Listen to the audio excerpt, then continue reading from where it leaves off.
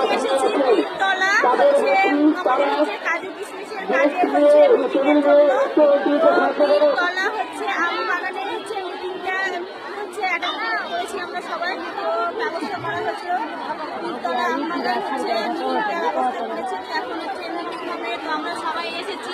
দেখো কত লোক এখন দেখো কেমন হয়েছে তোমরা প্লিজ কমেন্ট করে জানিও। ইনস্টাগ্রামে ফলো করে দিও আমাদের। দেখো ওখানে হচ্ছে প্রোগ্রামটা হবে শুরু হয়নি, শেষ হবে। কত লোক এসছে কত লোক এসছে একবার সব দিকে